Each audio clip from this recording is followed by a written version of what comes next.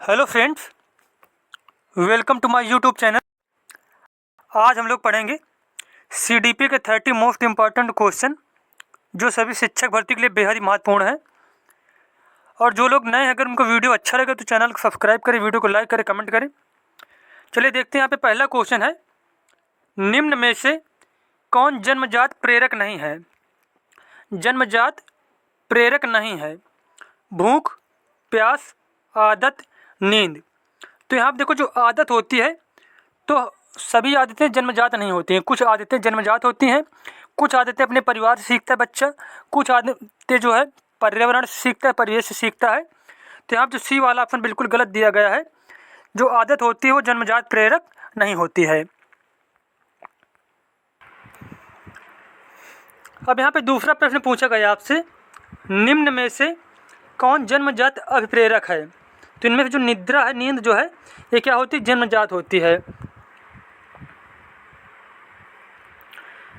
Next प्रश्न, अगला question जो है, शिक्षक एवं विद्यार्थी के मध्य संबंध होना चाहिए।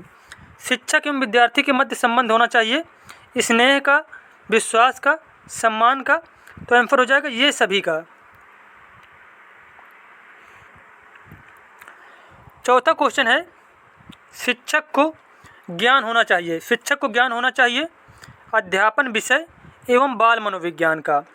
जो सब्जेक्ट टीचर पढ़ा रहा है उस सब्जेक्ट का ज्ञान होना चाहिए, उसके साथ साथ बाल मनोविज्ञान का भी उसको ज्ञान होना चाहिए।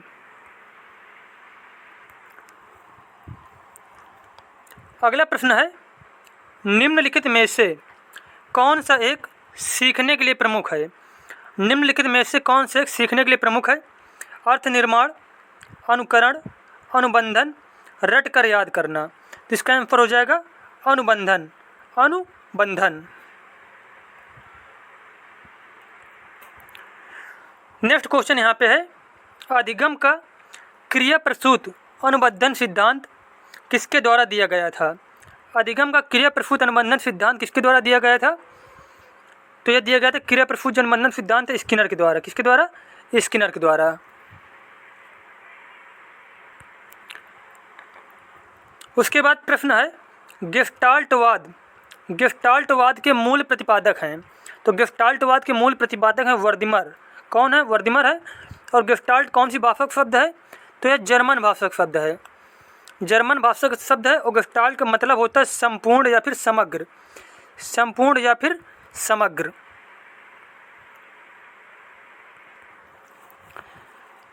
उसके बाद क्वेश्चन है, व्यवहारवाद के प्रतिपादक हैं। व्यवहारवाद के प्रतिपादक हैं जेबी वाटसन। जेबी वाटसन।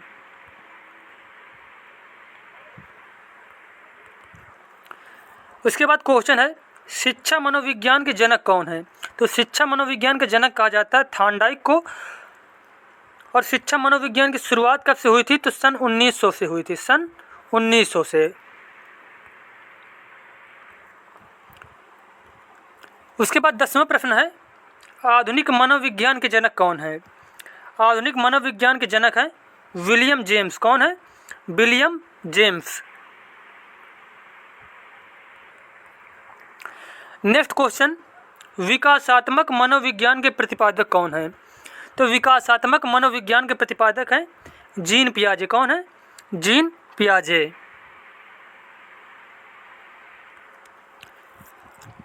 अगला प्रश्न यहाँ पे 12वां क्वेश्चन है, किस स्तर के बच्चे अपने समकक्ष वर्ग के सक्रिय सदस्य बन जाते हैं? किशोरावस्था के। किशोरावस्था के। और एक क्वेश्चन आप लोगों को कमेंट करके इसका आंसर देना है, किशोरावस्था को संघर्ष, तनाव, तूफान और विरोध की अवस्था किसने कहा था? इस क्वेश्चन का आंसर आप लोगों को कमेंट में बताना है। उसके बाद प्रश्न है, शर्म तथा गर्व जैसी भावना का विकास किस अवस्था में होता है? शर्म तथा गर्व जैसी भावना का विकास होता है बाल्यावस्था में। कौन सी अवस्था में? बाल्यावस्था में। और इसे गंदी आयु भी कहते हैं। इसी अवस्था को गंदी आयु और चुस्ती आयु। चुस्ती आयु की अवस्था, गंदी आयु, इसी को कहा जाता है बाल्यावस्था को। अगला प्रश्न है, बच्चे में सबसे पहले भाषा का ज्ञान कहाँ से होता है?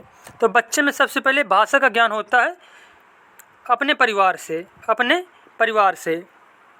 देखो, बच्चा अगर पूछा जाए भाषा कहाँ कहाँ से सीखता है, तो परिवार से भी सीखेगा, विद्यालय से, समाज से, सभी जगह सीखेगा। लेकिन इस क्वेश्चन का आंसर है कि पहले भाषा ज्ञान कहाँ से होता है? तो पहले भाषा ज्ञान होता है अपने परिवार से। उसके बाद 15 नंबर क्वेश्चन है, बालक में संस्कारों का प्रारंभ कहाँ से होता है? तो बालक में संस्कारों का प्रारंभ कहाँ से होता है? परिवार से होता है। अगला क्वेश्चन है, गर्भाधान काल की अवस्था नहीं है, डिंबा, बीजकरण, भ्रूणावस्था, शैशवावस्था। तो इस क्वेश्चन का आंसर हो जाएगा शैशवावस्था।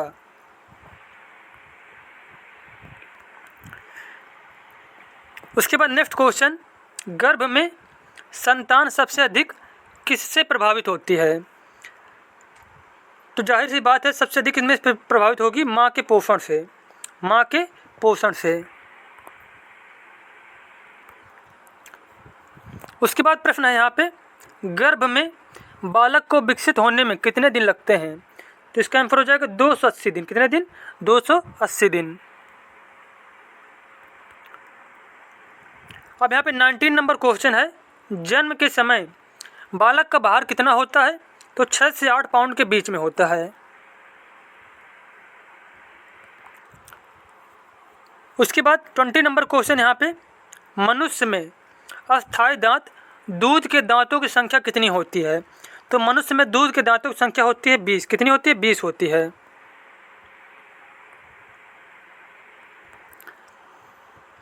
उसके बाद नेक्स्ट क्वेश्चन यहाँ पे, बालक की अभिवृद्धि और विकास प्रभावित होता है। तो बालक का जो अभिवृद्धि और विकास है तो किससे किससे प्रभावित होता है? वंशानुक्रम और वातावरण दोनों द्वारा प्रभावित होता है। तो यहाँ पे सी वाला ऑप्शन बिल्कुल ही सही हो जाएगा। उसके बाद प्रश्न यहाँ पे है, सभी प्राणी अपनी प्रजाति के गुणों के अनुरूप ही विकसित होते हैं, इस कथन में बालक के विकास का कौन सा सिद्धांत है? तो सभी प्राणी जो होते हैं अपनी प्रजाति के अनुसार और गुणों के अनुरूप ही विकसित होते हैं, तो इसमें कौन सिद्धांत है? इसमें समान प्रतिमान सिद्धांत, समान प्रतिमान का सिद्धांत। नेक्स्ट क्वेश्चन है, बहुविध बुद्धि सिद्धांत के अनुसार सभी प्रकार के पशुओं, खनिजों और पेड़ पौधों को पहचानने और वर्गीकृत करने की योग्यता कहलाती है। तो ये कहलाएगी संज्ञानात्मक गतिविधि, संज्ञानात्मक गतिविधि। अगला क्वेश्चन है यहाँ पे, 20वीं शताब्दी को बालक की शताब्दी कहा जाता है, यह परिभाषा किसने दी? 20वीं शताब्दी को बालक की शताब्दी कहा जाता है, यह परिभाषा दी क्रो एंड क्रो ने, क्रो एंड क्रो ने। अगला क्वेश्चन यहाँ पे 25 नंबर, सामाजिक व संवेगात्मक विकास साथ साथ चलते हैं, यह कथन किसका है? तो यह कथन क्रो एंड क्रो के द्वारा दिया गया, क्रो एंड क्रो के द्वारा।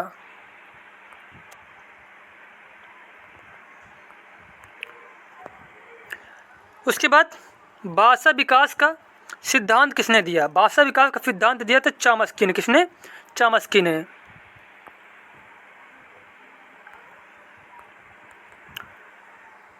अब यहाँ पे 27 नंबर क्वेश्चन है, वर्णमाला की पहचान की वर्ष की आयु में शुरू होती है? मतलब बच्चा जो होता है वह वर्णमाला कितनी उम्र में पहचानने लगता है? तो वह पहचानने लगता है 3 वर्ष की आयु में। कितने वर्ष की आयु में? 3 वर्ष की आयु में। जैसे उसको सिखाया जाए ये कौन सा अक्षर है, का, खा, तो जब उसको 2-3 बार बता दिया जाएगा तो उनकी पहचान कर लेगा। जैसे कि लिख दिया जाएगा, का लिख दिया जाए, फिर उससे पूछा जाए कौन सा अक्षर है तो बता देगा कि यह का है या खा है, या फिर कोई भी लेटर लिख दिया जाए तो वह 3 वर्ष की आयु में पहचानने लगता है अक्षरों को। उसके बाद 28 नंबर क्वेश्चन है, बालक के विकास के संबंध में निम्न कथनों पर विचार कीजिए। शारीरिक अंगों की कार्यकुशलता ही विकास है, विकास में गुणात्मक परिवर्तन आता है, विकास पर वंशानुक्रम और वातावरण का प्रभाव पड़ता है, विकास जन्म से लेकर मृत्यु तक चलता है। तो यहाँ पे जितने कथन दिए गए हैं सभी सही हैं, तो इसके अनुसार यहाँ पे डी वाला ऑप्शन करेक्ट हो जाएगा। ए, बी, सी और डी यहाँ पे सभी सही हैं।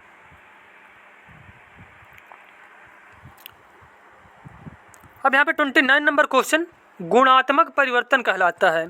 तो गुणात्मक परिवर्तन कहलाता है विकास। क्या कहलाता है? विकास कहलाता है।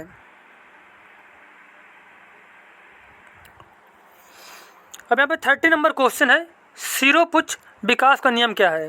तो सिरोपुच्छ विकास का नियम यह बताता है कि विकास जो होता है वो सिर से पैर की ओर होता है।